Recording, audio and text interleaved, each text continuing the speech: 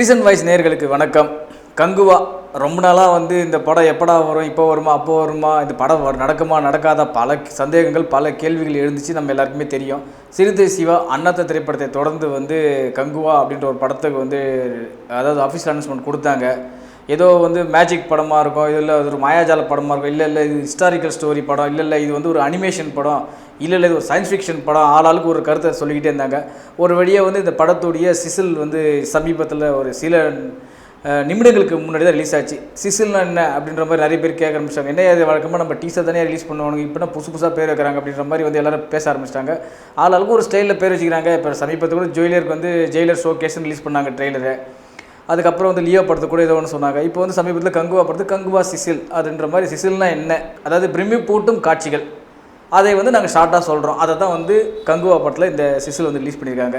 இதெல்லாம் பார்க்கும்போது என்னென்னா, இந்த காட்சிகள்லாம் பார்க்கும்போது என்னென்னா, அதை பார்க்குறதுக்கு பயங்கரமாக இருக்குது. பார்க்குறதுக்கே விஷுவலாக நல்லா இருக்குது, கேமராவும் இருக்குது, எல்லாமே நல்லா இருக்குது. ஆனால் இது எல்லாம் பார்க்கும்போது இந்த படம் சீன்றா அப்படின்ற மாதிரி ஞாபகப்படுத்த வைக்கிற மாதிரியும் சில காட்சி அமைப்புகள் இருக்குது. கடைசியாக அந்த சூர்யா கத்திரமா சீன் பார்க்கும்போது, நம்ம பாகுபலி 2 ட்ரெய்லர் நிறைய பேர் பார்க்காதவங்களாம் போய் பார்த்துருங்க. கடைசியில் ராணாவும் பிரபாஸும் அப்படியே கொதிச்செழுந்து வருவாங்க, நீங்கள் பார்த்துருப்பீங்க அதுங்களா. அந்த மாதிரி ஒரு இது மாதிரி அமைச்சிருக்காங்க. அதே போன்று நிறைய காட்சிகள்லாம் விஷுவலாக இது ரியலா அப்படின்ற மாதிரியும் சில காட்சி அமைப்புகள்லாம் வச்சுருக்காங்க. உண்மையை சொல்லப்போனால் கேமரா ஒர்க்கு நல்லா பண்ணியிருக்காங்க. அந்த ஆர்ட் டைரக்ஷன் ஒர்க் எல்லாமே நல்லாவே இருக்குது. டீசரை பார்க்குறப்போ ஓகே, ஒரு திருப்திகரமாக டீசர்லாம் அமையுது, ஓகே, ஒரு எக்ஸ்பெக்டேஷன் க்ரியேட் பண்ணுது. பட் இது படத்தில் பூர்த்தி செய்யுமா அப்படின்ற ஒரு கேள்வியும் எழுதலை. ஏன்னா சமீப காலமாக சூர்யாவோட படங்கள் எல்லாமே அது பார்க்கும்போது நல்லா தான் இருந்தது, ஓகே சூப்பராக இருக்கும்போது. படத்தில் உட்காரும்போது என்ன அது எதிர்பாராத எந்த படமும் சரியா. உதாரணத்துக்கு பல படங்கள் சொல்லலாம். 7ஆம் அறியெல்லாம் கூட இதை விட பெரிய பெரிய கூஸ் பம்ப்லாம் கொடுத்தது நமக்கு. அந்த டீசரை பார்க்கும்போது, ட்ரெய்லர் பார்க்கும்போதே போதி தர்மன்றா, இதுரா அதுரா, மர்ம கலைடா, இந்த கலைடா அப்படின்ற மாதிரி நமக்கு பலவிதமான இதுகள்லாம் கொடுத்துது. ஆனால் இந்த படத்தில் இந்த விஷுவலாக பார்க்கும்போதும் சரி, இந்த படத்துடைய சிசில் பார்க்கும்போதும் சரி, மிகப்பெரிய அளவில் ஒரு விஷயத்தை ட்ரை பண்ணுறாங்க அப்படின்றது மட்டும் நல்லா கிளியராக தெரியுது. நல்ல எஃபெக்ட் போட்டிருக்காங்கன்றது நல்லா தெரியுது. அதுக்காக சிவா டீமுக்கு வாழ்த்துக்கள் நம்ம சொல்லிடலாம். பட் இது ஒரு கமர்ஷியலாக ஒரு ஆடியன்ஸ் கிட்ட ஒரு அட்ராக்ட் பண்ண வேண்டிய படமாக அட்ராக்ட் பண்ணுமா அப்படின்னு கேட்டிங்கன்னா, இந்த படத்துடைய ரிலீஸ் ஆகி ரிசல்ட் வந்தது பிறகு தான் நம்ம இதை தெளிவாக சொல்ல முடியும். இதில் பார்த்தீங்கன்னா நிறைய காட்சிகள் எல்லாமே பார்க்கும்போது அந்த நம்ம பாகுபலியில் இவர் ஒருவர் பார்த்துருப்பீங்கல்ல, காலக்கேயர்களுடைய ஒருத்தர் தலைவனாக ஒருவர் தெரியுமா, அவர் சம்சீனில் பார்த்தீங்கன்னா திடீர் காலக்கேயர்லாம் வராங்க அப்படின்ற மாதிரிலாம் பார்க்க வைக்குது. நிறைய காட்சிகள் அந்த டீசர்லேயே நீங்கள் பார்த்துருப்பீங்க. நிறைய காட்சிகள் காலக்கேயர் மாதிரிலாம் இருக்குது. டக்குன்னு பார்க்கும்போது காலக்கேயர் ஆகுது அப்படின்ற மாதிரிலாம் யோசிக்க வைக்குது.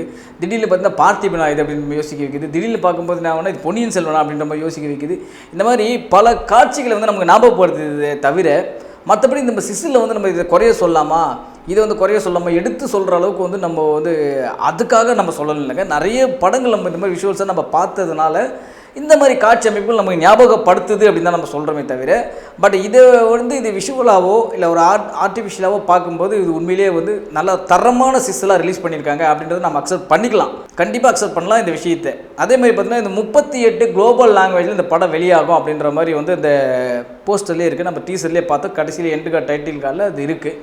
38 லாங்குவேஜில் எப்படி இந்த படம் ரிலீஸ் ஆகும், என்ன விஷயம் இது, எப்படி 38 லாங்குவேஜில் எங்கே இருக்காங்க, 38 லாங்குவேஜில் ரிலீஸ் பண்ணணும்னா எவ்வளோ விஷயங்கள் டப் பண்ணணும், எவ்வளோ விஷயங்களை பண்ணணும் அப்படின்றதுலாம் நிறைய விஷயங்கள் நம்ம தெரிஞ்சுக்கணும். அதுக்கு உண்டான ஆடியன்ஸ் கெப்பாசிட்டி இருக்கான்னு பார்க்கலாம். ஏன்னா பெரும்பாலும் பார்த்திங்கன்னா தமிழ் லாங்குவேஜ் படமே மேக்ஸிமம் எத்தனை லாங்குவேஜ் ஒரு 6 இல்லை 7 லாங்குவேஜ் ரிலீஸ் ஆகும்.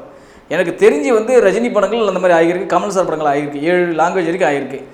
தமிழ், தெலுங்கு, கன்னடம், மலையாளம், ஹிந்தி, ஏன் இன்னும் சொல்லப்போனால் போஜ்பூரி, ஜப்பானிய மொழியில் கூட படங்கள் ரிலீஸ் ஆகிருக்கு. ஸோ அப்படி பார்க்கும்போது 7-8 லாங்குவேஜில் வாய்ப்புகள் அதிகம். ஆனால் சூர்யாவுக்கு இருக்கிற மார்க்கெட்டுக்கும் சூர்யாவுக்கு இருக்கிற அந்த ஆடியன்ஸ் கெப்பாசிட்டிக்கு எப்படி இவங்க 38 லாங்குவேஜ் ரிலீஸ் பண்ண போகிறாங்க அப்படின்ற ஒரு கேள்வியும் எழுது. பட் இதெல்லாம் படம் வரட்டுங்க, படம் அவங்க சொன்னதெல்லாம் நிறைவேற்றுறாங்க இல்லையானா அது அதனால் நம்ம அப்புறம் பேசுவோம். படத்தோடைய சிசில் எப்படி இருக்குது, பாஸா ஃபெயிலா இல்லை ஆவரேஜா அப்படின்னு கேட்டிங்கன்னா, படத்தோடைய சிசில் பொறுத்த வரைக்கும் இதுக்கு கண்டிப்பாக பாஸ் மார்க் கொடுக்கலாம். பல காட்சிகளையும் பல படங்களுடைய சீன்களையும் பல படங்களுடைய கதாபாத்திரங்களையும் நம்ம ஞாபகப்படுத்தினா கூட இந்த சிசிலுக்கு நம்ம கண்டிப்பாக பாஸ் மார்க் கொடுக்கலாம். அதில் எந்த விதமான மாற்று கருத்துமே கிடையாது. பட் படம் வரட்டும், படம் வந்ததுக்கப்புறம் நல்லா இருந்து இவங்க கொடுத்த விஷுவல்ஸுக்கும் இவங்க கொடுத்த எஃபெக்ட்டுக்கும் இவங்க கொடுத்த அந்த பில்டப்புக்கும் படம் எப்படி இருக்குது அப்படின்றத நம்ம யோசிச்சு தான் பார்க்கணும். படம் வந்தோடனே நம்ம மீதி இந்த படத்தை பற்றி டீட்டெயில்ஸாக பேசுவோம். இந்த படத்தை எப்போ ரிலீஸ் பண்ண போகிறாங்க அப்படின்ற ஒரு கேள்வியும் எழுது. எனக்கு தெரிஞ்சு இந்த படம் வந்து ஒரு எலெக்ஷன் ரிசல்ட் முடிஞ்ச உடனே, அதாவது யார் அடுத்தது வரப்போகிறாங்க, மத்தியில் அமைச்சமைக்க போகிறாங்க, அதை தொடர்ந்து தான் இந்த படத்தோடைய ரிலீஸ் டேட்டு இருக்கும் அப்படின்றது என்னுடைய கணிப்பு. அதாவது ஜூன் மாதம் இறுதியிலோ இல்லை ஜூலை மாதத்திலோ இந்த கங்குவா திரைப்படம் வெளியாக அதிக வாய்ப்புகள் இருக்குது. பொறுத்திருந்து பார்ப்போமே, கங்குவா வெற்றி கொடியை நாட்டுறாரா, எப்படி இருப்பார் அப்படின்றத மீண்டும் சந்திப்போம். நன்றி, வணக்கம். வேளாண்ல வந்து நாங்கள் 5 பேரும் பார்த்துட்டோம். வித்தியாசமான கலெக்ஷன்ஸ் எல்லாமே நிறைய இருக்குது. பெண்களுக்கு புடவையா இருக்கட்டும், லெஹங்காவா இருக்கட்டும், எல்லாமே பயங்கரமா இருக்கு. Velavan stores, Usman road, T Nagar, Chennai மற்றும் தூத்துக்குடி. இது போல பல வீடியோக்களை கண்டு மகிழ எங்களது ரீசன்ட் வாய்ஸ் சேனலை மறக்காம சப்ஸ்கிரைப் பண்ணுங்க.